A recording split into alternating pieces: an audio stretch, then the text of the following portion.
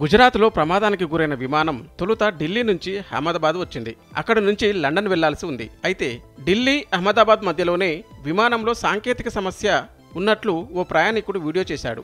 ఏసీలు పనిచేయడం లేదని, సీటుకు ఉండే స్క్రీన్లు కూడా ఆన్ అవ్వడం లేదని, అసలు ఫ్లైట్ అంతా ఏదో తేడాగా ఉందన్నట్లు అతడు అనుమానం వ్యక్తం చేసిన ఆ వీడియో ఇప్పుడు బయటపడింది.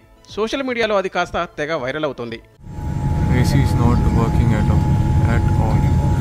And as usual, your TV screens are also not working. Neither this button for calling the cabin crew. Nothing is working. Nothing. Not even the light is working. See,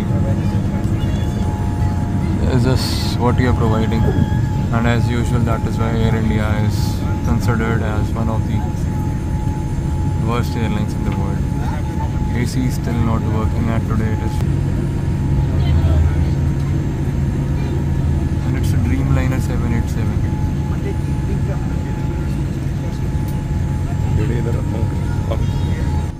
See, I'm sweating like hell. And we are here for the last 15 minutes. Nothing happening. Remote isn't working. Nothing is working. I don't know why. Ahmedabad విమానాశ్రయం నుంచి బయలుదేరిన కొద్ది నిమిషాలకే air India Boeing 787 Dreamliner విమానం కూలిపోయింది. మేఘానిలోని గుజసిర్ విమానాశ్రయ సమీప ప్రాంతంలో విమానం కుప్పకూలడంతో భారీ పేలుడు కారణంగా దట్టమైన పొగలు వ్యాపించాయి. టేకాఫ్ అయిన కొద్దిసేపటికే ఈ దుర్ఘటన చోటు చేసుకుంది.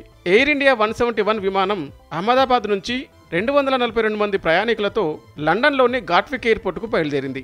మధ్యాహ్నం 1:38 విమానం టేకాఫ్ అయిన 2 నిమిషాల్లోనే ప్రమాదానికి గురైంది. విమానంలో భారతీయుల తర్వాత అత్యధికంగా 52 మంది బ్రిటన్ దేశస్థులు ఉన్నారు. అలాగే గుజరాత్ మాజీ సీఎం విజయ్ రూపానీ సహా అనేక మంది ఈ విమానంలో ఉన్నారు.